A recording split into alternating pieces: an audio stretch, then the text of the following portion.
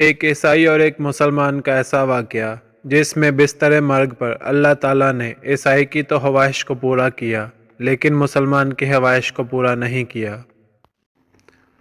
Video کو شروع کرنے سے پہلے آپ سے گزارش ہے کہ ہماری حوصلہ افزائی کے لیے ویڈیو کو لائک اور چینل کو سبسکرائب کر دیں، شکریہ۔ بسم اللہ الرحمن الرحیم۔ کتب میں ایک واقعہ لکھا ہے کہ دو شخص، ایک عیسائی اور ایک مسلمان، دونوں بستر مرگ پر تھے۔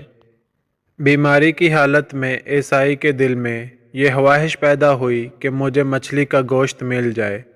اللہ تعالیٰ نے فرشتہ سے فرمایا کہ جاؤ اس عیسائی کے گھر کے تالاب میں ایک مچھلی ڈال آؤ تاکہ اس کی خواہش پوری ہو جائے۔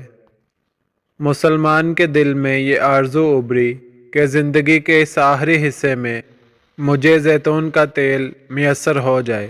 اللہ پاک نے فرشتے کو حکم دیا کہ اس کی الماری کے اندر زیتون کا تیل ہے، جاؤ اسے گرا دو۔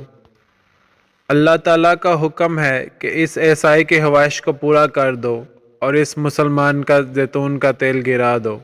فرشتے نے عرض کیا، آپ کا حکم امت کی آسانی کے لیے ہے، اس کی مصلحت بھی بتا دیجیے تاکہ امت کو سبق مل جائے، انسانیت کو سبق مل جائے۔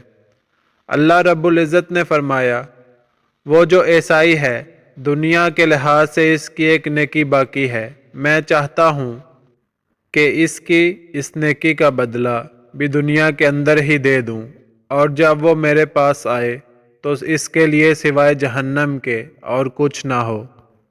اور جہاں تک تعلق اس مسلمان کا ہے تو اس کی ایک کوتاہی اس کے دامن پر رہ گئی ہے، میں چاہتا ہوں کہ اس کی وہ خواہش ٹوٹے اور وہ اس پر صبر کرے، اور جب وہ میرے پاس آئے تو اس کے لیے سوائے جنت کے اور کچھ نہ ہو۔ سبحان اللہ۔ موت کے بارے میں رسول اللہ صلی اللہ علیہ وآلہ وسلم نے فرمایا، موت کا ایک دم آنا افسوس کے لائق ہے کہ مرنے والا نہ کچھ کہہ سکے اور نہ کر سکے۔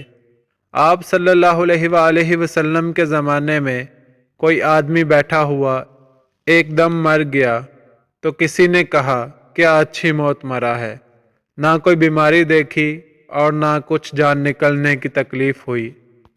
حضور صلی اللہ علیہ وآلہ وسلم کو جب اس کا یہ کہنا معلوم ہوا تو آپ صلی اللہ علیہ وآلہ وسلم نے اس آدمی سے فرمایا کہ تیرے پاس کیا ثبوت ہے کہ اچانک ایک دم مرنے سے اس کو تکلیف نہیں ہوئی؟ اگر اللہ تعالیٰ اس کو اس حال میں موت دیتا ہے کہ وہ بیماری کی تکلیف اٹھاتا تو اس کے سب گناہ معاف ہو جاتے۔ اللہ تعالیٰ میرے اور آپ کے سب گناہوں کو معاف فرمائے، اللہ آمین۔